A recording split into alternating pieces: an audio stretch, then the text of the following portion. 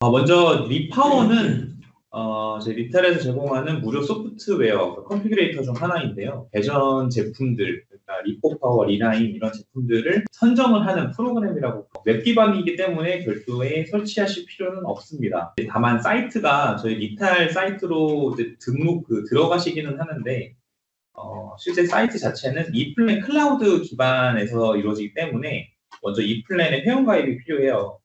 그것도 맞죠. 이거 하나를 가입을 해두면 제가 레이저 포인터로 표시해드린 이 위치에 있는 이 세 가지, 이 포켓이라고 하는 것과 리썸 그리고 리파워 세 가지 컨피그레이터를 무료로 좀 사용을 하실 수가 있고요. 리썸을 계속 이용 중이셨다면은 뭐 별도의 회원가입은 따로 필요하지 않고 그냥 바로 이용을 하실 수가 있습니다. 그래서 링크 접속은 이플랜 클라우드 기반에 있는 사이트로 접속을 하셔가지고 로그인을 하시게 되면 네, 접속 방법. 이거는 이제 두 가지입니다. 바로 사이트를 통해서 이플랜 요 클라우드로 접속을 하셔도 되고, 만약에 이 사이트를 모르신다, 그러니까 고객에게 안내를 해드릴 때는 저희 리탈 홈페이지에 있는 요 메뉴 통해서 들어가실 수가 있는데, 접속을 하셔가지고 상단에 있는 메뉴 중에 컨피그레이션을 들어가신 다음에 하단에 내려가셔서 스타트 컨피그레이터를 선택을 하시면 전 페이지에 있던 화면과 동일하게 링크를 타고 들어가서 접속을 하실 수가 있습니다. 그래서 리파워를 딱 클릭을 하게 되면 이제 이런 화면이 떠요. 이런 화면이 뜨는데 이 중에서 리포 파워라는 게 있고 이제 ISV 그다음에 리라인 두 가지, 리라인 60와 리라인 X가 있는데 지금 오늘 제가 기준으로 설명을 드릴 거는 리라인 X를 기준으로 먼저 설명을 드릴 겁니다. 다만 이제 사용하는 방법은 모두 다 동일해요.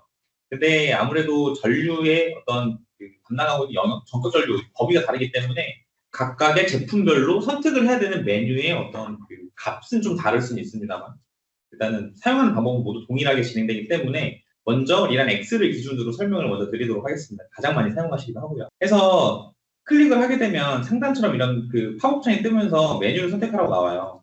그 중에서 이제 뭔 차이냐라고 하면 이따 제가 실제 웹페이지에서 시연을 해드리면서 알려드릴 텐데 가장 간편하게 이제 스타트 윗 디바이스로 선택을 하시면 됩니다. 하게 되면 바로 이제 보드를 선택을 하는 거예요. 쉽게 말하면 이제 보드로 그냥 바로 구성을 할 거냐, 아니면 인클로저부터 보드까지 전부 다 안에 배치된 형태로 비용을 뽑을 거냐, 두 가지 차이거든요. 그래서 간편하게 스타트 윗 디바이스로 선택을 하셔가지고 페이지를 넘어가면 이런 식으로 기기를 선택하라 나와 있어요. 이거는 이 보드에 장착할 디바이스들을 선택을 하게 되는 건데, 디라인은 보드의 길이를 먼저 선정을 하는 게 아니고 내가 필요한 노드, 그러니까 차단기들 있죠. MCCB 그리고 모터보용 M퓨즈 이런 디바이스들을 내가 얼마나 선택을 할 건지를 먼저 계산해야 돼요. 그래서 그 기기들을 쭉 나열을 한 다음에 걔네들이 수용할 수 있는 공간에 따라서 보드를 선정을 하시게 되는 거기 때문에 해서 기기를 먼저 선택을 합니다.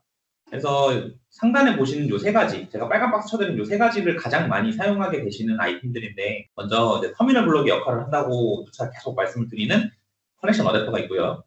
그 다음은 리라인 60와 X가 사용하는 용어가 약간 달라요. 그래서 또 드리면 디바이스 어댑터라고 하는 게 이전에 저희 OM 어댑터 있죠. 그 OM 어댑터를 대체하는 게 이제 디바이스 어댑터고요.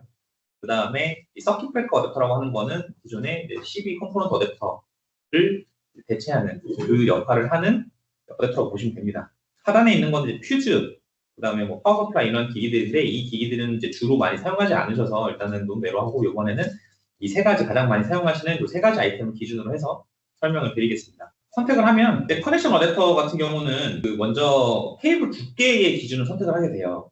근데 이제 두께는 보통은 잘 모르시잖아요. 그러면 뭐를 기준으로 보시냐면은 고객사들이 연결을 하고 싶은 전격 전류가 몇 암페어냐를 보시면 돼요. 그래서 저희 이제 브로셔 기준에 조금 어느 정도 약간 가이드가 나와 있는데, 브로셔 뒤쪽의 내용을 살펴보게 되면은 여기에 각각의 이제 스퀘어 수가 나와 있어요. 여기는 지금 아메리칸 와이어 게이지로, 그러니까 UL 기준으로 뭐 16에서 6, 10에서 20, 10에서 2 뭐 이런 식으로 나와 있는데, 그 오른쪽에 있는 게 이제 우리가 흔히 얘기하는 이제 스퀘어라고 해요. 단면적이라고. 1.5에서 25 스퀘어, 2.5에서 70 스퀘어 뭐 이런 식으로 이제 쭉 나와 있고요. 그다음에 맨 오른쪽에 있는 게 정격 전류라고 보시면 돼요. 그러니까 이 케이블의 수치가 최대로 흐를 수 있는 정격 전류의 값이 맨 우측에 나와 있는 값이라고 보시면 돼서, 고객사가 만약에 내가 이 보드에 400A의 전류를 흐를 수 있는 케이블을 연결할 거다라고 하면 여기 나와 있는 9360, 230이 선택이 되는 거예요. 그래서 400A를 흐를 수 있는 케이블 두께를 보시면 95에서 240 스퀘어라고 되어 있죠. 그럼 여기서 95에서 240 스퀘어 얘를 이제 선택을 하셔가지고 다음 넘어가시면 되는 거예요. 넘어가면 그 다음은 그 디바이스를 선택하는 기준인 건데 이게 뭐 어떻게 설명드리면은 그러니까 선정된 기기 기준으로 어댑터를 선정을 할 거냐. 그게 무슨 말이냐면 그 고객사들이 MCCB든 아니면 MCB든 어떤 차단기 모델들을 이렇게 다 이제 선정을 했을 거란 말이에요. 그러면은 그걸 기준으로 볼 거냐, 아니면 허용 전류 또는 연결된 케이블 케이블을 기준으로 선정을 할 거냐, 두 가지인데요. 말이 어려워. 먼저 위에 있는 셀렉트 스위치 디바이스를 선택을 했다면 기계 제조사와 브랜드, 제품 시리즈, 그래서 제품을 기준으로 선정을 하게 되는 거고요. 그 다음은 아래에 있는 허용 전류 또는 기기, 케이블을 기준으로 이제 선정을 한다라고 하면은 아까 말씀드렸던 대로 몇 암페어의 정적 전류를 흐를 수 있는 케이블을 기준으로 여기다가 제품 선정을 할 거냐. 그러니까 이제 이거는 제조사가 정해지지 않았다고 했을 때, 그러니까 ABB를 쓸지 LS를 쓸지 뭐를 쓸지 모른다고 했을 때는 두 번째 메뉴를 선택하시는 게 맞겠죠. 근데 대부분은 설계를 다 해놓은 상태인 경우가 많기 때문에 이 첫 번째 메뉴를 선택을 하셔가지고 ABB의 어떤 디바이스 혹은 뭐 LS의 어떤 디바이스 이런 식으로 기기를 직접 선정을 하셔가지고 선택을 하시게 됩니다. 두 가지 방법으로 선정을 하게끔 되어 있고요. 다음은 이제 서킷 브레이커 어댑터인데요. 얘도 마찬가지입니다. 근데 얘 같은 경우는 지금 얘도 그러니까 선정되는 디바이스 ABB의 모델명 뭐 LS의 디바이스 뭐 그다음에 지멘스의 디바이스 뭐 이런 식으로 모델명이 다 나와 있어요. 제가 항상 요청을 받으면 거꾸로 요청을 드릴 때 차단기의 형명을 알려주세요라고 하는 경우가 많은데 그 경우가 바로 이런 경우 때문에 그럽니다. 어떤 디바이스가 올지, 그러니까 호환성을 봐야 된다라고 하는 이 경우인 건데 얘가 그 기기를 딱 선택을 하면은 알아서 제품 선정을 해주는 거예요. 선택하신 방법은 제가 이따가 웹에서 보여드릴 테지만 하나씩 그냥 먼저 설명을 드리면 ABB 제품 선택하고 그다음에 모델명 선택을 한 다음에 거기에 맞는 뭐 정격 클치 이런 걸 선택을 하시게 됩니다. 퓨즈는 일단 먼저 생략을 하겠습니다. 퓨즈는 그렇게 많이 사용하지 않으시는 데다가 일단은 저희 리라인 X 기준으로 볼 때는 UL에 들어가는 퓨즈에 대한 홀더가 없어요. 지금은 전체적으로 라인업이 나오긴 할 건데 지금 현재 나와 있는 제품들은 NH 타입의 그러니까 IC 규격 기준의 NH 타입의 퓨즈만 이용이 가능합니다. 참고해 주시고요. 이렇게 해서 어댑터가 쭉 선정이 돼서 나열이 되었다라고 하면은 계속하게 컨티뉴를 눌러서 그다음에 넥스트를 가시면은 자 디바이스들, 그러니까 어떤 디바이스들을 쭉 내가 배열을 할 건지 선택이 됐으면 그러면 얘네들이 어떤 보드에 올라가야 되는지 보드를 선정하는 화면이 나오거든요. 여기서 선택지가 두 가지예요. 완제품 보드를 설치를 할 거냐 혹은 보드를 모듈러를 선택을 할 거냐 이건데 사실 리라인 60에서는 없던 기능이었어요. 리라인 60는 뭐가 됐든 내가 홀더를 따로 구입하고 버스바를 따로 구입하고 트레이를 따로 구입해서 현장에서 가공해서 조립을 해야 되는 어떤 내가 만들어야 되는 시스템이었다라고 하면 리라인 X는 컴플릿 보드라고 해서 애초에 그냥 다 짜여진 마치 리라인 컴팩트처럼 그냥 아예 규격화된 보드로 그냥 제공하는 옵션이 하나가 있고요. 그 다음 옵션은 리라인 60처럼 내가 원하는 길이만큼 원하는 길이의 버스바로 구성할 수 있는 옵션이 또 하나 제공이 돼요.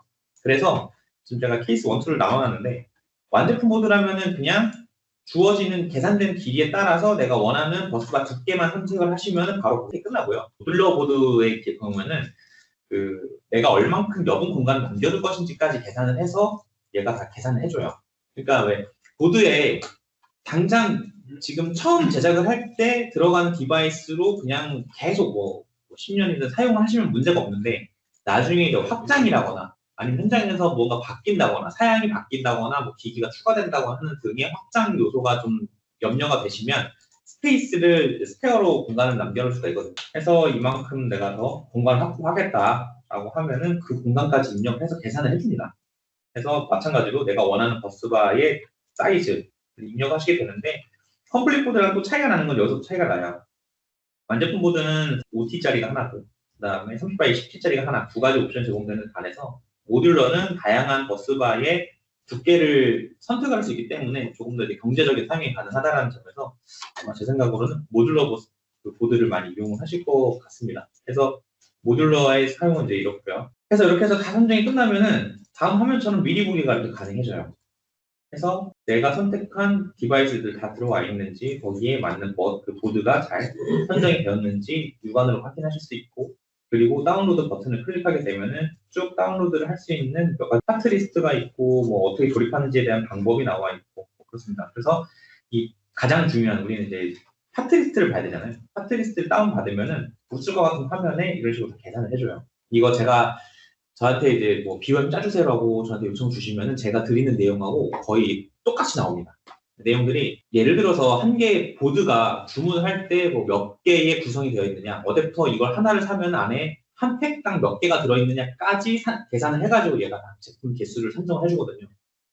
그래서 이걸 참고하시면은 훨씬 더 현장에서 빠른 대응 가능하실 것 같아요. 그래서 이거를 지금 화면으로만 따라가시니까 이게 보통 뭔 소리인지 모르실 겁니다. 그래서 제가 이거를 직접 온라인에서 사용하는 거를 다시 따라가면서 보여드릴게요. 링크를 알고 있을 수도 있지만 모르는 경우를 생각을 해서 먼저 저희 리턴 홈페이지를 들어갑니다.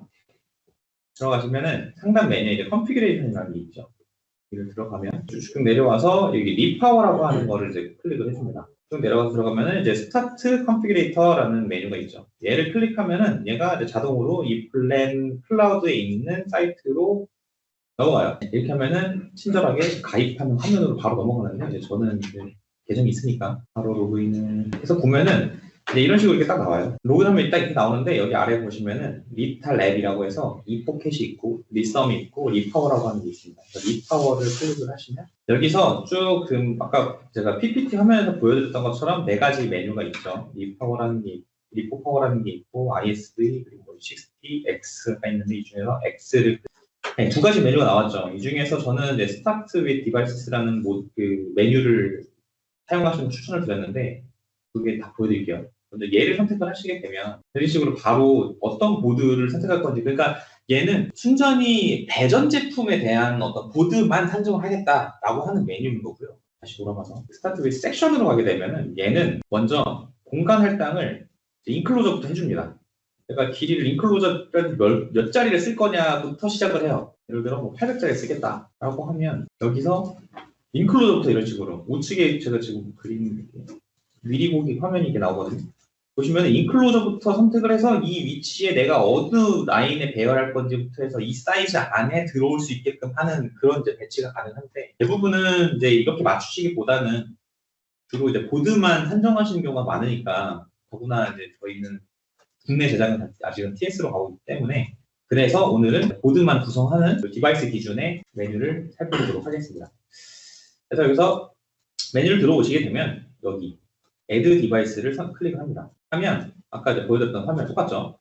연결 어댑터가 있고 그 다음에 디바이스 어댑터, OM 어댑터의 역할을 하는 디바이스 어댑터 그 다음에 서킷 브레이커 어댑터라고 하는 CB 차단 MC CB들을 주로 설치를 하게 되는 그런 어댑터입니다. 이 세 가지를 주로 많이 이용하시게 될 텐데 먼저 메인 차단기를 이 보드에 직접 설치하신 경우는 많지는 않으니까 이제 커넥션 어댑터, 연결 어댑터부터 설치하는 걸로 설명을 드릴게요. 연결 어댑터를 딱 클릭을 하면 일단은 3극인지 뭐 아니면 한극짜리인지 두 가지를 선택하시게 되는데 보통 이제 3풀짜리를 선택을 하시게 되고 여기에 얘가 이제 몇 자리 와이어를 몇 자리를 여기다가 접속을 할 거냐라는 메뉴예요. 이거는 제가 임의로 25에서 150 스퀘어 정도로 제가 쓰겠습니다. 얘가 보통 정적 전류가 한 125A까지 커버하는 그 정도의 스퀘어 수거든요. 그래서 얘는 한 약 125A의 정적 전류를 흘릴 수 있는 연결 어댑터다 정도로 이해하시면 되겠습니다. 그 다음 주로 나오는 게 용량이 좀 더 큰 MCCB류들 보시면 제조사가 다 있어요. ABB 그리고 주로 이제 많이 아시는 ABB, 이튼, 후지, 현대일렉트릭 르브랑도 보이고 LS 일렉트릭, 미쓰비시, 지멘스 다 있습니다. 슈나이더도 있고요. 이 중에서 만약에 국내에서 많이 쓰는 이제 LS를 보겠다 하면 LS를 선택을 하셔가지고 시리즈가 있는데 이 시리즈는 뭐 제품 제조사마다 당연히 달라요. LS는 메타소 수솔이라고 하는 게 있고 그 다음에 ABB 같은 경우는 포뮬러라는 게 있고 이소맥시라는 게 있고 티맥스 뭐 이런 많은데 이거는 저희가 임의로 선택하는 게 아니라 고객사한테 물어보셔야 돼요. 어떤 차단기를 쓸 거냐, 차단기 형명이 뭐냐, 시리즈는 뭐고 그 제품에 대한 정보를 주세요라고 하시면은 이 정보가 다 나와 있을 거예요. 그래서 그 리스트를 그냥 아예 로드 리스트를 받으셔가지고 이거를 그냥 따라가시기만 하면은 얘가 자동으로 선정을 다 해주게 되는 그런 툴이거든요. 그러니까 아까 다시 예를 들어서 들어가서 메타솔이 이제 국내 시장에서 그냥 가장 일반적으로 사용하는 그냥 보급형이라고 보시면 되고, 숫솔이 좀 고급형이라고 보시면 됩니다. 고사양의 모델이라고 보시면 되는데, 메타솔 기준으로 봤을 때 이것도 시리즈를 이제 고객사한테 뭘로 쓸 거냐라고 하면 다 이제 그 자료들이 있어요. 그래서 그걸 받으셔가지고 입력하시고, 그 다음에 얘가 그래서 전극전류가 몇이냐 라고 하면은 이제 옵션들이 있죠. 125, 250, 400 이렇게 있는데 이 중에서 125를 먼저 선택을 해보시고, 이것도 역시 마찬가지로 임의로 선정하시는 게 아니라 그 차단기의 스펙을 보시고 걔를 가지고 여기다가 클릭을 하시는 거예요. 그 다음에 케이블 아울렛은 어느 방향인지, 그러니까 제가 이제 케이블의 인출 방향이 어느 쪽으로 가야 되냐라고 또 질문을 드릴 때가 있는데, 그게 제가 지금 마우스로 가리키고 있는 이 인출 방향이 이 상단으로 이렇게 올라갈 거냐 아니면 이 하단으로 이렇게 내려갈 거냐 두 가지 차이거든요.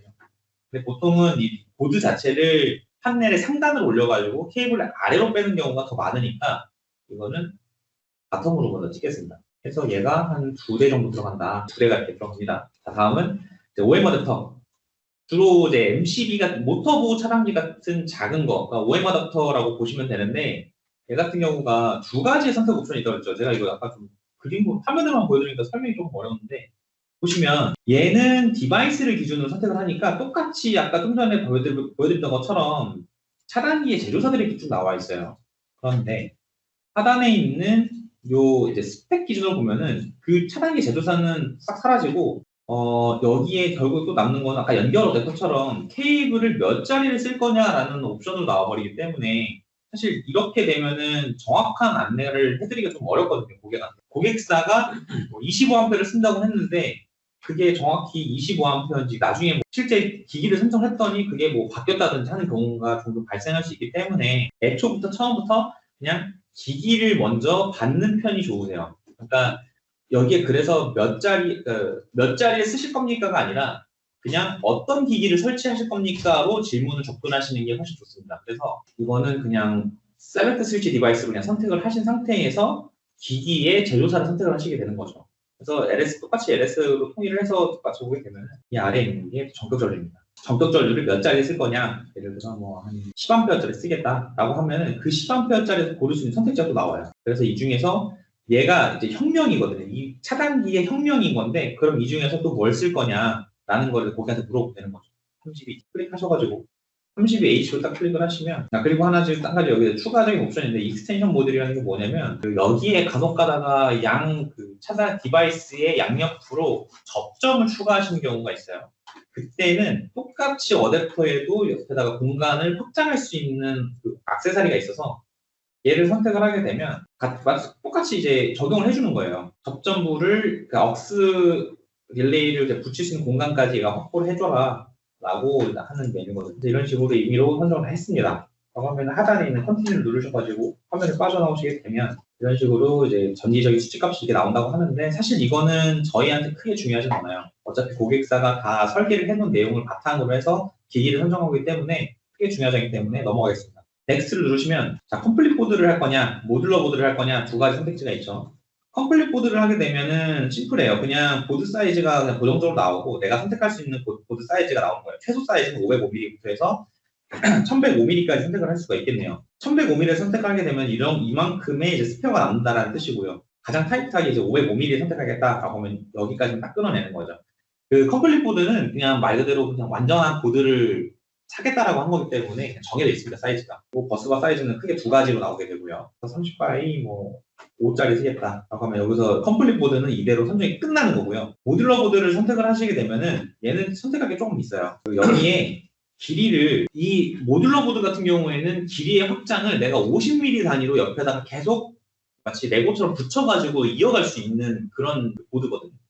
그러다 보니까 내가 만약에 여기다가 스페어 공간을 한 500mm 넣겠다 라고 하면은 이제 이만큼, 최소 길이 단위는 50mm 사이즈로 익스텐션이 가능하고 최대는 500mm 정도 길이 단위로 익스텐션이 가능한데요. 이거는 이제 프로그램에서 정해줄 겁니다. 그래서 이 경우는 만약에 내가 스페어를 안 쓰겠다 라고 하면은 최소 공간 사이즈까지만 딱 끊어서 얘가 선정을 해주고, 추가 사이즈는 아까보다 더 많은 선택지가 주어지죠. 15바이 5T짜리랑 30바이 10T짜리부터 해서 다양하게. 그렇기 때문에 조금 더 가격 측면에서 좀 더 경제적으로 사용할 수 있다는 이점이 있습니다.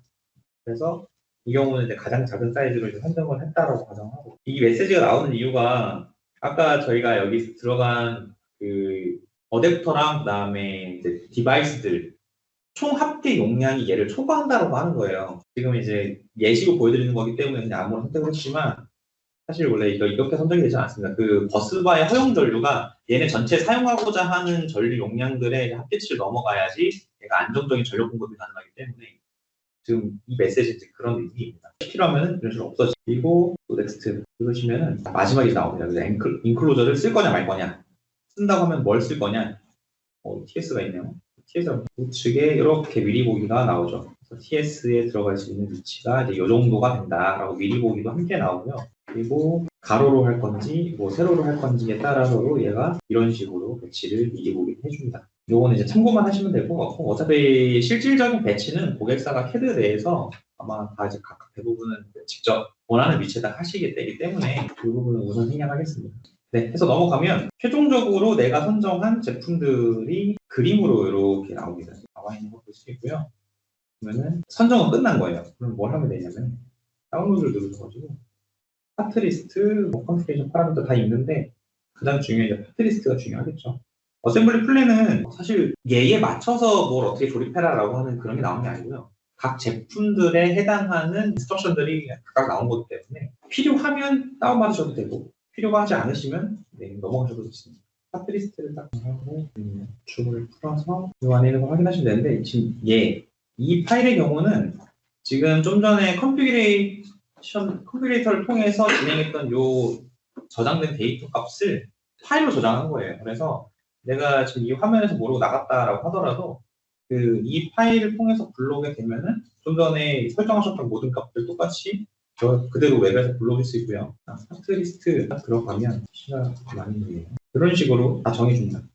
파트리스트가 나오고, 그 다음에 패킹이 몇 개가 되어 있고, 이거를 좀 자세하게 보고, 얘가 이제 발주될 최종 수량인 건데 자세한 내용을 보고 싶다 하시면 이 안에 들어오시게 되면 뭐 이래저래 내용 되게 많은데 사실 이런 거는 뭐 크게 신경 쓰지 않으셨어요. 결국 중요한 거는 이쪽에 있는 거잖아요. 이쪽에 노란색에 음영되어 있는 이 부분이 중요한 건데, 그래서 여기에는 뭐 몇 개가 들어가 있고 몇 개를 주문해야 되냐, 이쪽 부분을 보시게 되면 뭐 유닛당 몇 개가 들어가 있기 때문에 몇 개를 주문해야 된다라는 게 얘가 쭉 계산되어 있는 내용들을 보여주는 거예요. 그래서 이거를 기반으로 정리가 나온 게 앞에 있는 맨 앞장에 있는 보고서이기 때문에 이걸 기준으로 그냥 검토를 해보시면은 거의 맞을 겁니다. 최소 수량으로 나온 거기 때문에 만약에 여기서 더 필요하다라고 하시면은 당연하게도 여기서 이제 숫자를 늘려가시면서 고객에게 안내를 해주시면 되고요.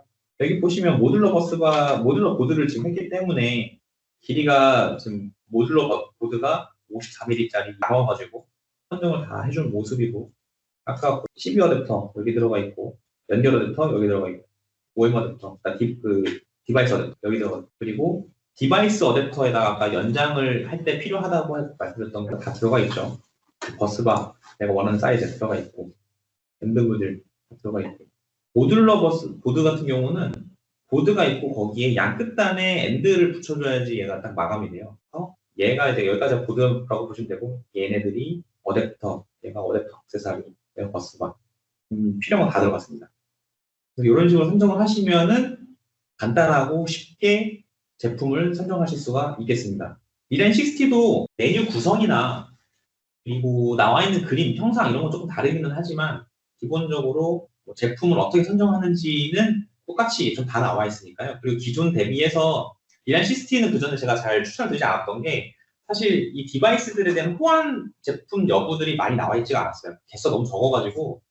그래서 제가 좀 추천드리기가 좀 곤란했는데 지금 제가 확인해보니까 많아졌더라고요. 리라인 60도 잠깐 제가 보시면은 차단기들 종류가 똑같이 되게 많이 들어왔어요. 그래서 마찬가지로 이런 식으로 선택을 하셔서 이용을 하시면은 뭐 리라인 60든 X든 똑같이 좀 유용하게 쉽고 간편하게 좀 이용하실 수가 있겠습니다. 네, 리퍼 설명 방법은 이제 여기까지고요. 혹시 뭐 질문이나 궁금하신 내용 있으실까요? 쓰시면 시간이 조금 초과되는데 어떻게 바로 진행하겠습니다. 네, 바로 리패널로 운영을 진행하겠습니다. 이거 화면을 에어컨을 아니 이거 좀 마이크가 없으니까 그냥 안녕하세요. 저는 인클로저 PM 최학순이라고 합니다.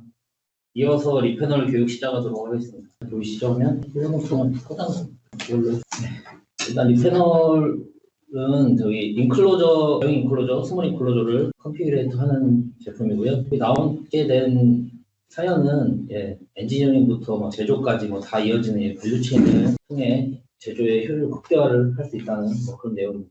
이전에 이제 리패널 전에도 릭스라는 제품이 있었어요. 그래서 이제 거기에서 이제부터 이어져 오는 뭐 오래 다니신 분들, 그래서 이걸 어떻게 사용하는 게 좋을까 하고 본사에서는 리패널을 통해서 설계를 하고 뭐 레이저 머시닝이나 그런 걸 통해서 가공까지 그리고 와이어 터미널을 통해서 뭐 추가적으로 뭐 배선까지 그런 걸 한꺼번에 할 수 있도록 지금 뭐 하고는 있습니다. 근데 저희는 아직 그냥 리패널 단계에만 있습니다.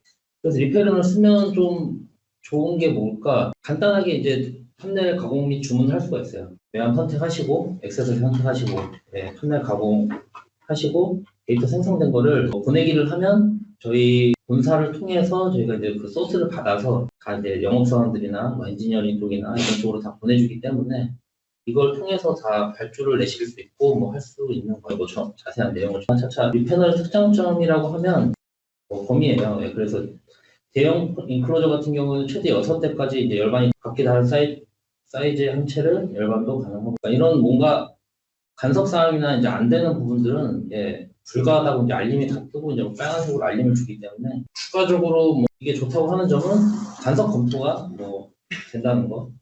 아예 이제 적용이 불가능한 액세서리는 제한조차 안 하는 거. 그렇게 보시면 됩니다. 그리고 이제 사전 정의된 이제 타사의 제품 컷아웃이 있습니다. 뭐 PC 커넥터 많이 쓰시는 제품들 여기 또 나오네요. 이제 간섭에 대한 체크가 가능해서 그리고 뭐 만드신 도면 같은 거를 이제 중판이나 그것 쪽에 이제 컷아웃을 집어넣을 때가 있을 거 아니에요. 그리고 좀 한 가지 좀 특징적인 거는 3D와 2D가 모두 로우 버전이에요. 그래갖고 이제 홀 같은 거는 표현이 안 돼 있습니다. 이것까지 표현이 돼 있고 이러면 너무 컨피규레이터도 무겁고 생성되는 데이터도 무겁기 때문에 이렇게 돼 있다는 점 알아주시면 될 것 같고요. 그리고 액세서리를 적용하게 되면 컷아웃 같은 게 이렇게 생겨요. 그래서 이제 이걸 도면으로 받으셔서 이제 컷아웃 적용을 하실 수가 있고 사용법을 간단하게 말씀드리면 일단 사용법은 뭐 어떻게 들어가는지만 알려드리고 실제로 그냥 어떻게 하는지 좀 보여드리고 홈페이지에 들어가시면 컴퓨터에 보시면 하나문형 대형 인클로저하고 소형 인클로저 이 두 가지만 보시면 돼요. 리패널 쪽에서는 리패널은 뭐 로그인하고 이런 절차가 없습니다. 오직 그 생성되는 아이디 이따가 말씀드릴 텐데 그것만 알고 계시면 이게 안 좋은 것도 있어요. 이제 그동안 히스토리를 내가 이제 따로 관리해줘야 된다. 근데 뭐 본사에서는 지금 뭐 이플랜 클라우드 쪽으로 이제 집어넣으려는 움직임은 있긴 하지만 아직은 안 돼 있기 때문에 그거는 뭐 나중에 되면 추후 말씀드릴게요. 대형 패널 초기화를 보시면 이제 열반 인클로저를 할 수도 있고 개별 인클로저를 하다가 시연은 개별 인클로저로 초기화는 여기서 이제 인클로저 유형을 정하는 거예요. 뭐 사이즈라든가 뭐 재질 이런 걸로 다 코팅을 하실 수가 있습니다. 소형 패널도 마찬가지예요. 저희 지금 뭐 판매되는 제품들로만 나와 있으니까 단종된 제품들은 자동적으로 없어지고요. 저희 홈페이지와 연동된다고 간단하게 패널이 안 되네요. 일단 제가 보여드릴 거니까 그냥 패스하겠습니다. 그래서 이제 생성되는 데이터가 뭐냐 보시면 아까 말씀드린 아이디가 있어야 돼요. 그래서 이 아이디를 가지고 뭐 저희 쪽에다가 아이디가 생성됐으니까 이거대로 뭐 비용 짜서 발주 넣어주세요 이렇게 해도 되고요. 이쪽으로 해서 뭐 집어넣어도 되지만 이쪽으로 해서 뭐 발주 같은 거를 집어넣게 되면 본사를 통해서 저희 영업사원들한테 옵니다. 그래서 이제 그렇게 보시면 되고 그리고 기술 자료에서 나와 있는 것들이 여기 보시면 3D 파일, 뭐 DXF 파일, 가공 파일이죠. 그리고 이제 뭐 다 나와 있고 뭐 이플랜 연동된 뭐 프로포널 뭐 이런 거 여러 가지가 있습니다. 그리고 이런 것까지는 뭐 그렇게 보실 필요 없을 것 같고 CSV 파일 같은 경우에는 비용이랑 이 패널을 적용할 수 있는 고객 어떤 분들이 있을까? 저희 카탈로그 지금은 뭐 안 나오고 있지만 그래도 웹 페이지에서 보시면 너무 방대하잖아요. 그래서 뭘 제품을 선정하고 선택해야 될지가 어려운데 그런 거를 좀 쉽게 적용할 수 있는 그런 컨피규레이터가 아닐까. 일단 뭐 도면을 다 하실 수 있는 분들이면 이게 좀 뭐 그렇게 필요 있나? 그런 생각을 그래서 저희가 이제 적용 가능한 고객이 어느 쪽이 있을까 해서 이제 뭐 보면 이제 꾸준한 양산품을 생산하는 고객, 뭐 스펙이 많이 안 바뀌고 컷아웃이 많이 안 바뀌는 고객들은 한번 만들어 놓게 되면 사용하기가 쉽죠. 그리고 이제 표준 제품을 사용하는 고객 중에 이제 19인치 뭐 그런 걸 사용하는 고객은 좀 불가하고 중판을 따로 제작해서 이제 로컬 제품을 사용하신다던가 어쨌든 그냥 표준 사이즈 뭐 표준 제품들을 사용하시는 고객들한테는 상당히 좋고요. 그 박스 쪽은 컴피레이터도 빠르고 적용 가능한 대부분의 제품들이 구비가 되어 있고 지금 대형 인클로저 같은 경우에는 어느 정도 한정적으로 되어 있기 때문에 이런 점은 좀 고객한테 제안하시는 거 그런 박스를 드리나 간단한 제품들이죠. 예. 뭐 로컬이 들어가고 뭐 이런 것들보다는 예, 이런 식으로 이제 박스류 예, AX 플라스틱 제품도 있기 때문에 예, 이런 것도 적용 가능하고 그래서 제가 이제 실습 예제를 한번 해볼 텐데 대형 인크루더를 구성할 거고요. 추가하고 1mm 베이스도 추가하고 예. 그리고 많이 쓰시는 컴포트 핸드도 추가하고 뭐 에어컨도 추가하고 더 가공도 한번 해볼 겁니다. 일단 저 홈페이지 들어오셔서요. 영문 홈페이지로 들어가면 영문으로 나오고 한국 홈페이지로 들어가면 한국어로 나옵니다. 두 가지만 선택을 해주시면 돼요. 이번에는 대형 인크루더를 할 거니까 로그인 이런 절차가 필요 없고 일반 있고 하지만 저희는 이제 단독 보시면 예전에는 좀 상당히 느렸는데 지금 많이 빨라져 이 식으로 네, 두 가지가 있습니다. 그리고 아까 나왔다시피 체크를 하면 네, 이걸 선택하고 다음을 눌러주시면 돼요. 아까 리퍼하고 같이 저희는 이제 옆에 있는 3D로 모델링이 계속 구현되고 있고요. 그래서 액세서리를 추가할 때마다 계속 이게 바뀔 겁니다. 그냥 추가하고요. 추가됐다고 이제 추가된 항목들이 초록색으로 나옵니다. 그리고 100mm 베이스도 추가하고 많이 쓰시는 거는 이제 기본 액세서리 추가하는 탭에 다 있어요. 그래서 뭐 피스톤 조명등이라든가 케이블 이닝 섹션, 케이블 이닝 하는 쪽에 이제 그 스펀지를 얘기하는 겁니다. 그리고 컴포트 핸들, 기본 컴포트 핸들, 뭐 세미 실린더 타입 컴포트 핸들. 그래서 뭐 제일 많이 쓰는 거 할 거고요. 3mm 이중 걸림으로 되어 있는 거는 그냥 더블 비트 키를 써라는 그거예요. 그래서 이따가 이제 다음으로 넘어가게 되면 861200을 적용할 수 있는 탭이 있습니다. 키 타입이죠. 구매하는 그리고 뭐 VX부터는 일단 뭐 이포켓 같은 게 적용이 되기 때문에 구매하면 뭐 추가적으로 또 적용하게 되면 3D로 적용이 되고 그 모습을 보실 수가 있습니다. 기본 제품들은 다 선택이 됐고요. 여기서 이제 추가할 수 있는 제품들이에요. 보시면 여기 시스템 액세서리 같은 경우에는 상금 제품들이라고 보시면 될 것 같고요. 네, 상금으로 되어 있는 액세서리 같은 거라고 보시면 될 것 같고 공조 쪽은 에어컨, 햇필터 이런 쪽이라고 보시면 되고 심지어 대전 제품도 들어가 있는데 그것은 리라인 X랑 뭐 리라인 60은 없고요. 리라인 컴팩트만 들어가 있어요. 네, 그래서 이거는 따로 뭐 설명은 안 드리겠습니다. 그래서 보시면 지금 아까 추가적으로 필요한 액세서리들이 뭐 점검 장치를 추가해야 되잖아요. 그래서 점검 장치를 추가해야 되고 뒷자리 블레이 플러스 C 타입으로 바꿔야 되고 부분 장착 플레이트를 달 겁니다. 보시면 여기 여러 가지 다 나와 있어요. 그럼 베이스에 달 수 있는 렁바라든가 뭐 그런 것들을 보시면 잠금 시스템을 이게 영문에서 한글로 그냥 번역된 거기 때문에 그렇게 와닿지 않으실 수는 있어요. 근데 이제 많이 해보시다 보면 어느 위치에 있다는 걸 아실 수가 있을 것 같습니다. 평장님. 이것도 그냥 품번으로 나왔으면 좋을 것 같은데 우리 그 761-200 키 넘버가 12321이니까 VX 기본 핸들을 하게 되면 이걸 누르게 되면 이런 식으로 이제 이 두 개가 추가됐습니다라고 이렇게 나와요. 더해주시면 되고 이렇게 보시면 들어갔다고 나옵니다. 이제 이렇게 키 모양까지 이렇게 구현이 돼 있어요. 그리고 아까 뭐 부분 장착 플레이트, 파셜 마운트 플레이트죠. 그래서 이거 오른쪽에다가 제일 큰 거 보시게 되면 이걸 조정할 수가 있어요. 그런 식으로 이렇게 움직이게 되면 25mm 피치로 이렇게 뭐 하시면 되고요. 이것뿐만 아니라 뭐 색상 같은 것도 뭐 다 적용이 가능하시니까 이걸로 하나를 제일 많이 쓰는 타입으로 하나를 만들어 놓으시면 언제든 들어가서 이제 좀 수정 같은 것도 하실 수 있고 하니까 운영을 해보시면 좋을 것 같아요. 조형 공기로 활용한 냉각이라는 거는 다 팬 필터 쪽이죠. 그리고 요거는 에어컨. 에어컨은 좌측에다 한번 붙여볼게요. 네, 좌측 측면 패널에다가 블레이 플러스 S를 보시면 이렇게 빨간색으로 센터 라인이 나왔잖아요. 센터 쪽에다가 그리고 위에는 제일 아래에서부터 뭐 1500이다. 1500이면 센터가 1500으로 해서 그러면 자동으로 이제 컷아웃 같은 것도 생성이 되고요. 이따가 그거는 생성되는 도면으로 확인을 해드리겠습니다. 그러니까 여기에 이제 컴퓨터에서 이제 컷아웃까지 이제 생겼다고 나오는 거예요. 그래서 이제 컷아웃이 몇 개 들어가는지에 따라서 견적이라든가 그런 것도 편하시겠죠. 이건 컷아웃이 뭐 한 개야. 이건 에어컨에 추가적으로 붙일 수 있는 액세서리들을 다 선택할 수 있는 겁니다. 이거 하나 추가할까요?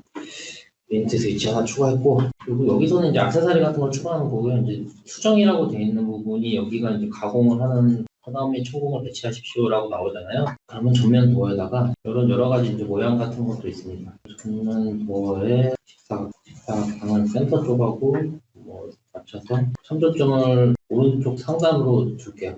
오른쪽 상단에서 그리고 혹은 아까 뭐 300에 뭐 200 정도로 하고 센터를 뭐 Y축으로 한 뭐 300 정도로 잡아서 이런 식으로 센터에 위치해 줄 수 있고요. 그리고 이제 키움이 딸려 있는 에머전시 스위치 폴 이런 것들도 뭐 22.5mm, 뭐 30.5mm 이렇게 해갖고 뚫어놓을 수가 있습니다. 뚫어놓으면 됩니다. 이거 저장을 하고 컨피그레이터가 이런 식으로 추가되고 뭐 얼추 다 구성을 한 것 같습니다. 네.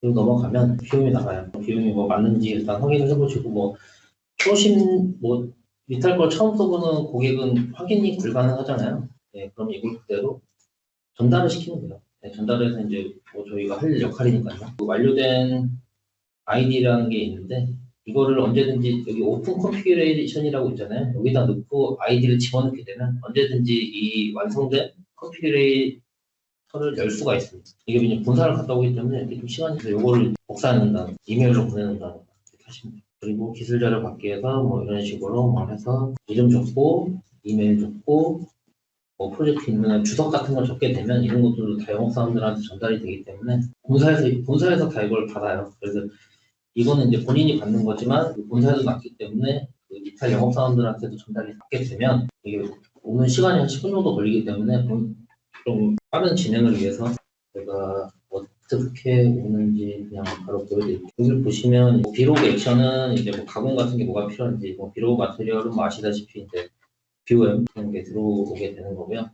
BOM이 이런 식으로 들어가 있어요. 그러면 이제 뭐 수량이라든가 뭐 가공이 있네 없네 뭐 이런 것들까지 다 나와 있고 한 개, 한 개, 뭐 이런 식으로 해서 그리고 셀프 파일을 보시면 이렇게 들어가 있어요. 그래서 프론트도 사이드도 그냥 빠르게 보여드릴게요. 이런 식으로 가공도가 되어 있고 가공도는 좀 잠깐 이게 두 개로 되어 있는데 안쪽 게 가공도고 겉에는 이 영역을 그냥 표시하는 것 같아요. 그 레이저로 이제 가공할 수 있는 영역인데 이게 간섭이 돼버리면 안에 걸 보시면 그리고 아까 에어컨을 달았기 때문에 이렇게 사이드 쪽에 가공도 되어 있고 그래서 뭐 실제로 뭐 저희가 이런 식으로 뭐 만들 수도 있지만 이렇게 만드는 것보다 저런 식으로 해서 뭐 빨리 비용을 잡고 하는 것도 이걸 만들려면 뭐 제품에 대해서 좀 잘 알아야 되거든요. 예, 그리고 이런 것들이 뭐 그림은 그려놨지만 사실 이게 간섭이 있는지 없는지는 검증은 안 된 거잖아요. 그래서 이제 검증이 자동적으로 된다는 게 좀 하나의 장점이라고 볼 수 있을 것 같아요. 그리고 3D 같은 경우에도 이런 식으로 받으실 수 있을 거예요. 예. 그래서 이거 까보면 아까 말씀드렸다시피 이런 식으로 로우 버전으로 되어 있습니다. 그래서 여기서 이제 받으신 것 중에 쓰실 부분은 여기 3D 쪽, 가공 쪽, 비움 쪽 같아요. 그리고 나머지 부분은 이 플랜 쓰실 때 쓰는 NC 프로그램은 NC 프로그램 관련된 저희 제품들의 이 파일을 줘서 뭐 가공을 시킬 수도 있어요. 그리고 제품에 대한 뭐 디스크립션, 사양서 같은 거죠. 이건 어떻게 했다, 뭐 이런 것들도 뭐 저는 이제 제안서 같은 거 넣으실 때 이런 걸 다 이렇게 구현하시기가 어렵잖아요. 그래서 이런 것들도 이제 뭐 그림 같은 걸 이렇게 하나씩 넣어놓으면 이 사람들이 이렇게 뭐가 설계가 다 돼 있네 하는 그런 느낌도 줄 수 있고 좋은 것 같습니다. 시간이 다 돼서 30분부터는 윗섬을 해야 되기 때문에 예, 질문이 있으신가요? 질문은 뭐 나중에 따로 뭐 주셔도 되고 뭐 전화 주셔도 되고 뭐 메일을 주셔도 되고 혹시 뭐 이런 거 처음 리탈 거 써보는 고객한테는 예, 리패널을 제안해 주시는 게 가장 좋을 것 같습니다. 예, 저희 제품에 대해서 홈페이지를 보고 카탈로그를 본다고 뭐 솔직히 알기는 어렵거든요. 어려운 게 아니라 종류가 너무 많기 때문에 뭐부터 해야 될지 모르는 거죠. 그럼 이상으로 리패널에 대한 설명 마치고 예, 다음으로 이제 리썸으로 넘어가겠습니다. 예, 이종일 차장님께서 예정입니다. 감사합니다. 바로 이어서 하겠습니다. 잠시만요. 궁금한. 보시죠. 네, 잘 보입니다. 안녕하세요. 저 이종일 차장입니다. 그 공조 쪽 담당하고 있는 PM이고요. 오늘 리썸에 대해서 설명드리겠습니다. 시간이 30분밖에 없어서 짧게. 리썸은 왜 해야 되는지를 벌써 말씀드릴게요. 리썸은 정확한 냉각 장치를 선정하기 위해서 하는 거거든요. 이런 분들이 계십니다. 고객분들이 자기네 캐비넷에 900W가 발열이 돼요. 900W. 근데 리탈 거 보니까 1kW가 1000W짜리가 있던데 그거 주세요. 해갖고 이제 봤더니 영업사원도 봤더니 900W에 1000W니까 맞잖아요. 그래서 이제 팔았어요. 근데 사이트가 사우디네. 45도입니다. 외기가. 그래서 여름마다 불려갑니다. 에어컨이 동작 안 합니다. 이상합니다. 그래서 까봤더니 외기 45도에서 에어컨은 퍼포먼스가 절반입니다. 절반. 500W밖에 안 돼요. 그러니까 이런 미스 선정을 예방하기 위해서 이제 리썸이 존재하는 거고요. 그거 외에도 왜 팬 필터 보시면 풍력 나와 있잖아요. 근데 고객은 킬로와트를 원하는데 풍력 어떻게 계산하죠? 수계산해야죠. 근데 번거로우니까 그거를 좀 더 쉽게 선정하기 위해서 프로그램이 있는 겁니다. 그래서 이런 이제 제품들을 선정하기 위해서 필수 4가지 요건이 필요해요. 그래서 이 4가지 요건을 꼭 기억해 주십시오. 지금 이 방에 들어와 계신 분들은 스크린샷을 찍어 주시든지 아니면 사진을 찍어 주시든지 이 꼭 4가지가 필요합니다. 이 4가지가 없으면 선정하기가 굉장히 어려워집니다. 그러니까 꼭 선정하기 전에 이 4가지는 고객에게 꼭 확인을 해 주십시오. 제가 해드릴 거는 이제 저거거든요. 케이스로 그냥 제가 한번 시연을 하면서 보여드릴 테니까 그냥 그대로 따라서 해주시면 되겠습니다. 네, 첫 번째 케이스는 제가 2가지 보여드릴 거예요. 첫 번째는 실내 공장에다가 에어컨을 선정할 때, 두 번째는 이제 외부에다가 외부 캐비넷에 에어컨을 선정할 때 딱 이렇게 2가지 한번 보여드리도록 하겠습니다. 화면은 이걸 보여드리면 안 되네. 지금 화면 보이시나요? 보이세요? 보이세요? 저희 리썸은 그냥 구글에다 리썸 치시면 나와요. 리썸 치면 이렇게 나옵니다. 그 중에서 2번째 이플랜닷컴으로 되어 있는 여기 들어가면 바로 막 읽고 있죠. 들어갈 수 있습니다. 그래서 스타트 컬큘레이션 하는데 랭귀지를 바꿀 수 있어요. 한국어로 하시고 스타트 하시면 됩니다. 근데 이제 그냥 들어가시면 이 실외 계산이 안 돼요. 그래서 여기 조인 하셔가지고 아이디를 꼭 생성하시길 바랍니다. 그러면 이제 저장도 되고 그다음에 이제 나중에 이제 실외 계산도 되니까 꼭 아이디를 만드셔가지고 이용해 주시는 게 좋습니다. 네, 들어가면은 이제 프로젝트를 선택할 수 있는데 만드신 폴더에다가 프로젝트를 하나 만드시고 이게 해보셔야 돼요. 제가 이제 막 설명한다고 하더라도 쉽지 않습니다. 그래서 로그인을 하게 되면 첫 화면이 요거거든요. 요 화면에서 클릭 뉴 프로젝트를 해줍니다. 이제 정보를 입력하게 돼 있어요. 근데 아까 보여드렸던 게 이제 현대자동차 여기 보시면 현대자동차 이제 의뢰한 사람은 홍길동 그 다음에 인도 푸네 신공장이네요. 전기 사양은 230에 50V를 사용한답니다. 그리고 고객이 요청한 게 800 폭에 1800 높이에 600 뎁스의 4기를 열반해서 한 세트를 요구하는 거예요.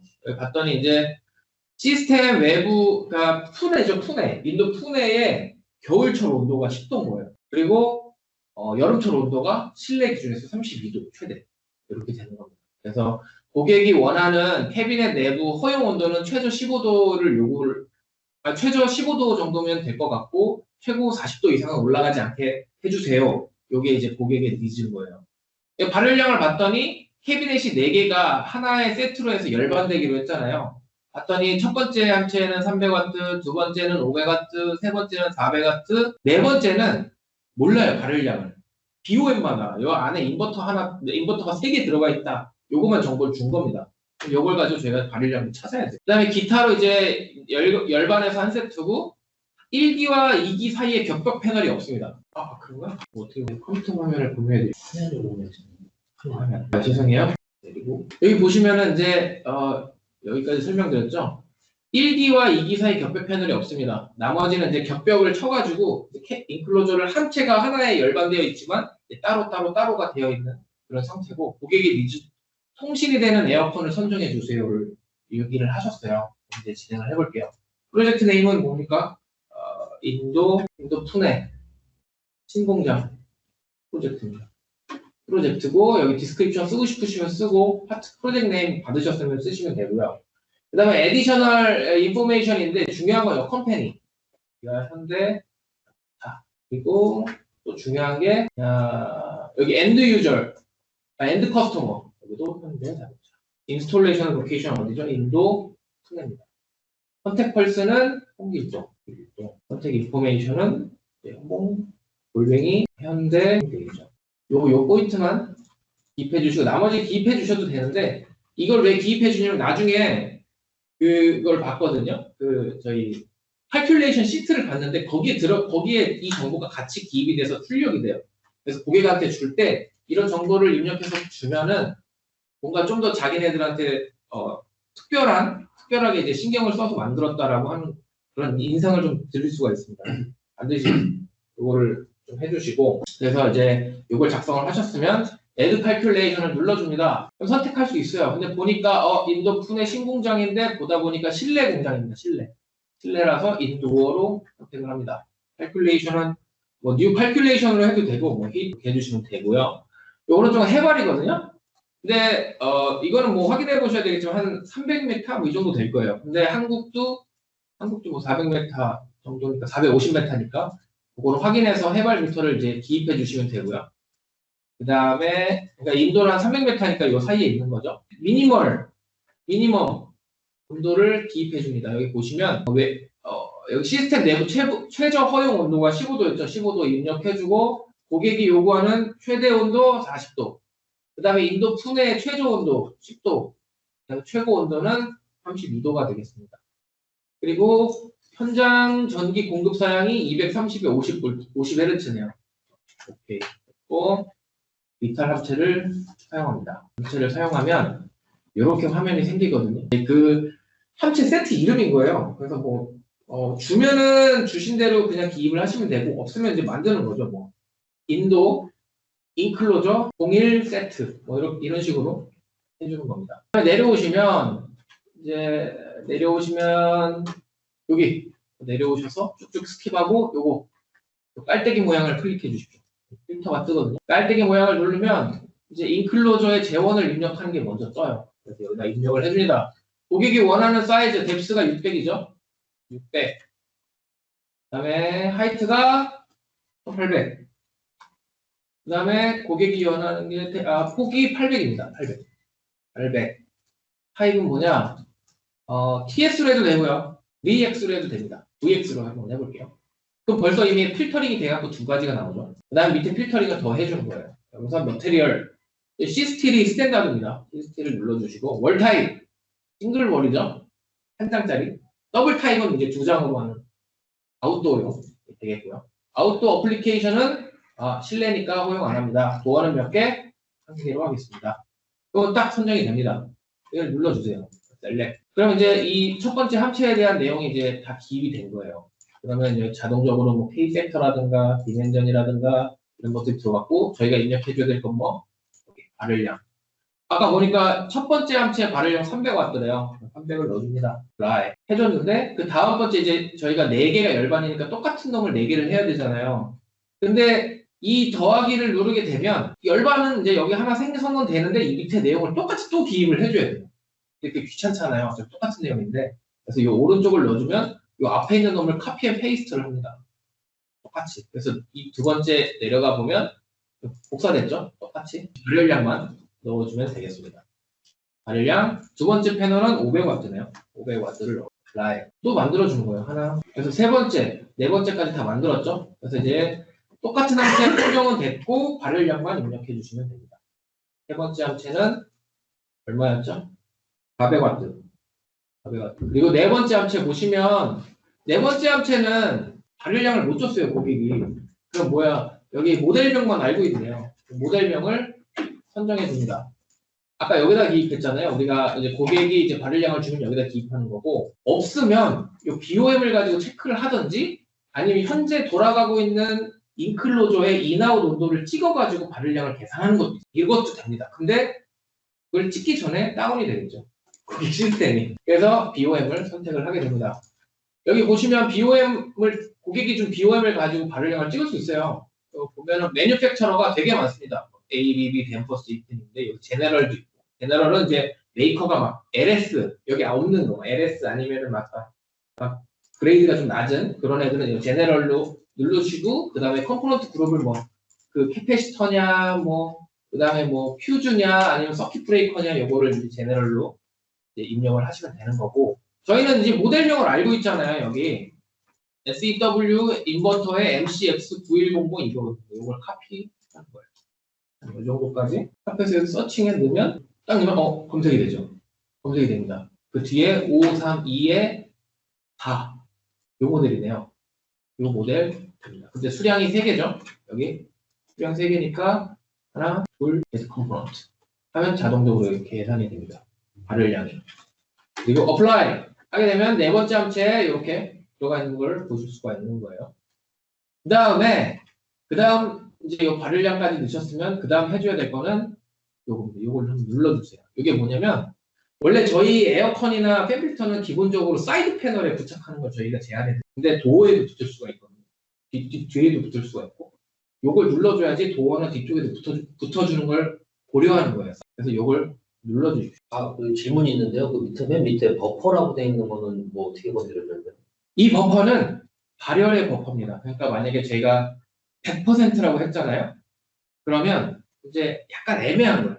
고객도 100%인데 가끔 좀 다운되고 한 120%로 좀 넣어주세요. 이거긴 한데 그럴 때 20%를 이렇게 더 넣어주는 거예요. 그럼 120%를 계산해서 에어컨을 선정하는 겁니다. 이 버퍼는. 그래서 여기 보시면 파워 디스패션 버퍼여서 실제로 이제 궁금하시면 그냥 넣어서 계산해 보세요. 그럼 제가 넣은 값이 어떻게 바뀌어서 나오거든요. 비교해 보시면 20%가 더해졌네? 이렇게 보이실 거예요. 안전하게 가고 싶을 때 저렇게 하는 거죠? 그렇죠. 네. 안전하기보다는 고객이 애매하다. 아, 고객 판단이 애매할 때 그때 해주시면 되겠습니다. 그 다음 보시면 이제 여기 격벽 패널이 있어요. 1기, 2기에는 격벽 패널이 없습니다. 이 사이에는. 그래서 이게 뚫려 있는 상태인 거고 3번과 2번 사이에 격벽 패널이 있대요. 그럼 이걸 이 더하기를 눌러주시면 돼요. 근데 보시면 이상한 점선 더하기도 있어요. 점선 더하기. 점선 더하기는 뭐냐면 얘랑 뚫려 있는데 얘 발열량이랑 얘 발열량 차이가 좀 나는 거예요. 여기가 1과 2기가. 그래서 여기다 이렇게 격벽을 하나 만들어주는 겁니다. 만들어주면 얘가 이제 열이 이쪽으로 넘어간다. 그거를 간주해서 이제 그 열량 계산이 조금 바뀝니다. 이제 섞인다라고 판단을 해서. 그래서 이 격벽 패널. 근데 격벽 패널 안 해주는 게 더 악조건이다. 이렇게 보시면 됩니다. 여기 격벽 패널 넣어주시고 하면 끝입니다. 눌러주시면 보시면 존이 1, 2, 3 나눠졌죠? 격벽 패널 들어간 거 보이시고 그리고 존 디테일 눌러주면 마지막 녀석은 쿨링이 필요 없습니다. 176W밖에 안 되고 외기 온도가 그 안에서 나는 발열량이 그냥 방열로 다 이렇게 방출될 수 있다라고 간주를 해서 필요 없다 이렇게 판단을 한 겁니다. 그래서 넥스트를 눌러주면 이제 아까 저희가 선정했던 거에 대한 레커멘데이션이 뜨는 거예요. 근데 여기 스위치 올 근데 이제 보시면 템필터만 있죠? 템필터만 있습니다. 근데 여기 보시면 고객이 통신이 되는 에어컨으로 선정을 해달래요. 아무리 내려봐도 없어요. 여기 만약에 없으면 이걸 눌러주세요. 그럼 다 보여요. 다 어떤 걸 적용할 수 있는지. 팬, 에어컨, 그다음에 열교환기, 또 다른 이제 공기 대 공기 열교환기. 이거를 선정할 수 있습니다. 에어컨 선정해달랐으니까 이걸 눌러주는데 이렇게 쭉 뜨죠? 근데 여기 깔때기를 또 눌러주는 거예요. 이렇게 눌러주시면 필터가 돼요. 마운팅! 월 마운팅 하겠다. 그다음에 머테리얼은 여러 가지 타입의 에어컨이 있지만 나는 기본 사양, 시스티를 하겠다. 퀀티티도 1개, 2개, 4개 하는데 가격이 부담되니까 하나로만 하겠다. 기도니까 네마 버전 필요 없습니다. 레프리저런트 타입, 저희 다 513A입니다. 513A로. 태그 이게 중요한데 여기 보시면 통신이 되는 에어컨이래요. 그럼 뭐죠? 인터페이스가 되는 놈을 찍어주셔야 돼요. 풀링 아웃풋 이것도 보시거든요. from 레인지를 하는데 여기 보시면 왼쪽에 necessary 풀링 아웃풋이 있어요. 그러면 어떻게 하냐? 여기 와트죠? 여기 킬로와트입니다. 단위가 달라요. 그래서 0.3 킬로와트부터 1 킬로와트까지의 범위에서 선택하겠습니다를 설정해 주는 거예요. apply 하면은 여기 레인지가 막 100개가 있다가 쭉 줄어가지고 한 15개 정도가 되고 그 중에서 하나를 선택합니다. 저는 제일 첫 번째 3177800 이런 거 선택하고 위로 올라가요. 그러면 여기 아직 느낌표가 돼 있어요. 왜냐? 존이 3개인데 2개만 클리어되고 하나가 아직 남아있는 거예요. 그래서 존 2를 눌러서 또 선정을 해주는 겁니다. 똑같이 스위처를 누르고 플링 눌러서 깔때기 누르고 마운팅을 저는 월 마운팅 하겠다. 머테리얼은 기본 사양으로 하겠다. 퀀티티 하나 네마 필요 없고 그 다음에 레프리저런트 513A로 하겠습니다. 태그 통신이 되는 거니까 IoT 플링 아웃풋은 왼쪽에 보시면 요거를 참조해서 0.3에서 1 사이에 있는 거 하면 저희 최저가 0.3부터예요. 최저 모델이. 그래서 연동을 하겠습니다. 하고 클릭을 누르면 이제 떠요. 뜨는데 앞서서 제가 3178800을 선택했잖아요. 제 개인적인 건데 그냥 같이 맞춰주시는 게 좀 좋습니다. 왜냐면 함체가 하나잖아요. 여기에 모양이 다른 에어컨 2대가 붙으면 좀 이상해요. 그래서 같이 구색을 맞춰주시는 게 좀 더 좋습니다. 그래서 동일한 모델로 선정을 하겠습니다. 그러면 위에 가보시면 OK가 됐네요. 잠시만요. 히팅은 필요 없어요. 히팅은 필요 없습니다. 넥스트. 네, 이제 넥스트로 넘어가면 액세서리를 선택하는데 저희 에어컨 문 열리면 꺼져야 되잖아요. 도어 열면. 그러니까 도어 리미트 스위치를 한 대당 하나씩 선정을 해주셔야 돼요. 에어컨 한 대 들어갔으니까 하나. 그다음에 존 2에 아니다. 잠시만요. 에어컨 하나고 그 다음에 뭐죠? IoT 인터페이스 카드가 있어야지 저희 통신되죠. IoT 인터페이스 카드를 하나 또 눌러줍니다. 근데 카드 하나당 에어컨 2대니까 숙제하고 계시다가 자, 존 2에도 똑같은 에어컨 하나에 리미트 스위치 하나 넣는데 이건 카드 아까 하나 넣었으니까 에어컨 2대니까 필요 없죠. 필요 없어. 넥스트 넘겨주면 끝. 그다음 세이브 하시고 다운로드. 그냥 다 다운 받으세요. 다운 받으시면은 이제 쭉 다운 받거든요. 이쪽에 이렇게. 그리고 화면 이렇게 하나 뜹니다. 보시면 아까 입력했던 정보들이 이게 떠요. 근데 고객분들이 이걸 좋아해요. 여기에 그냥 none 또는 NA 또는 뭐 아무개 그냥 기타 뭐 그냥 고객 뭐 이렇게 들어가 있으면 좀 실망해요. 여기 고객 이름과 고객 이름이 딱 박혀 있는 걸 좀 좋아하고요. 여기 보시면 저희가 선정했던 내용들이 들어가 있죠. 그래서 인클로저 함체 존 1, 그 다음에 쭉 내려서 존 2, 쭉 내려서 존 3, 요거에 대한 내용들이 여기 밑으로 쭈르륵 있는 겁니다. 요거를 고객한테 제출해 주시면 되겠습니다. 그리고 아래쪽에 또 보시면 저희 제품들이 이 IEC 규격에 맞춰서 설계가 됐고 선정이 됐다라는 내용을 밑에 포함하고 일부 해외 고객분들은 요걸 요청하세요. 요 레터를, 요 리포트를. 그래서 항상 그냥 같이 다 다운 받으셔라 되겠습니다. 얼추 설명 많이 드렸으니까 아웃도어 마지막으로 빨리 보여드리고 마치겠습니다. 10분 남았는데 10분 안에 끝날 것 같고 새로 이제 만들어야 되는데 귀찮으니까 여기서 하나 할게요. Add Calculation을 누르겠습니다. 그래서 아웃도어를 눌러줘요. 그래서 아웃도어 하고 대신 요거 있어요. 여기 조금 달라져요. 왜냐면 밖이라서 바람이 막 불거든요. 밖이라서 윈드 스피드를 해주는데 서울 기준 2에서 2.5m/s예요. 이거 그냥 구글에 검색하시면 나와요. 뭐 인도 푼에다 인도 푼에 그 윈드 스피드를 알려줘. 그러면 알려줍니다.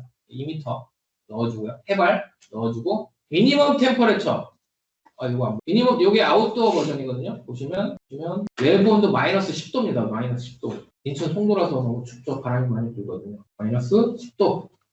그 다음에 한여름에 몇 도? 38도. 한국이죠.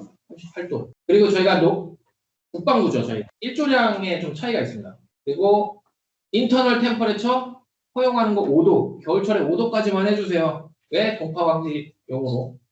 그 다음에 맥시멈 40도 이하로 유지될 수 있게 해주세요. 그 다음에 이제 전천 복사 아양. 이거는 거의 똑같아요. 이거 그대로 두시고 이제 만약에 남극에 판다, 북극에 판다 이러면 좀 바꿔주시면 됩니다. 거기 한 600 정도 되거든요. 그리고 전기 사양 한국이니까 230V에 60Hz죠. 이렇게 선정을 해주시면 됩니다. 그 다음에 저희 리탈 함체를 쓰겠습니다. 그 다음에 이제 여기다가 이제 아까 보여드렸던 이제 함체 이름을 써주시면 되고 그 다음에 쭉쭉쭉 내려서 여기 깔때기를 눌러줍니다. 고객이 800에 1800에 800 두 대 열반된 걸 원하세요. 그래서 똑같이 넣어줍니다. 800에 높이 1800 1800 하이. 근데 이건 좀 미리 알고 계셔야 돼요. 저희 CS 탑10 800으로 1800이요? 죄송합니다. 1800. 이렇게 한 다음에 저희 아웃도어 인클로저가 CS 탑10을 밀고 있죠. 그래서 CS를 선택을 해줍니다. 머테리얼 CS 탑10 알루미늄이죠. 월 타입 CS 탑10 더블 월입니다. 아웃도어 어플리케이션 뭐 에어컨을 붙일 거냐 팬피터를 붙일 거냐 붙여야죠. 에어컨 고객이 에어컨을 붙여달라고 했거든요. 그래서 넘버 오브 도어 이건 뭐 고객이랑 합의해야 되겠지만 저는 일단 한 대 기준으로 하겠습니다. 그럼 오른쪽 이렇게 나오거든요. 보면 이게 더 위에 세 개는 열반되는 CS 인클로저, 밑에 세 개는 단독 CS 인클로저입니다. 그리고 종류가 여러 개잖아요. 사이즈는 똑같은데 요거는 컷아웃이 있는 거, 작은 모델, 작은 에어컨.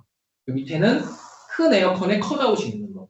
더블 월이라서 컷아웃이 따져가지고 수입돼야 돼요. 저희 내부적으로 못 답니다.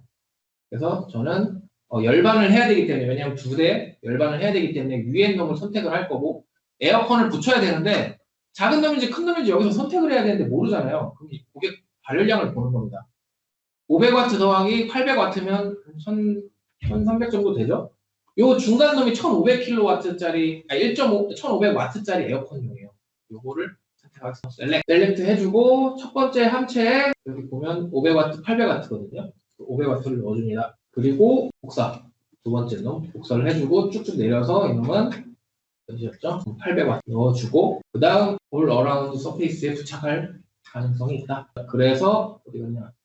세이브 해주시고 칼큘레이트 보면 에어컨을 안 달면 81도까지 올라갑니다. 에어컨을 안 달면 그래서 쿨링도 필요하고 겨울에는 히터도 필요합니다가 뜨는 거예요. 오케이 이제 선정해볼까? 이러고 이제 넘어가는 거죠. 그 다음에 이제 아까 설명드렸듯이 에어컨은 고객이 에어컨을 요청하기 때문에 에어컨을 선정해줍니다. 이게 무슨 에어컨이야? 여기 눈깔 표시를 눌러주면 아웃도어 에어컨임을 확인할 수 있어요. 아웃도어밖에 안 됩니다. 시스탑 텍에.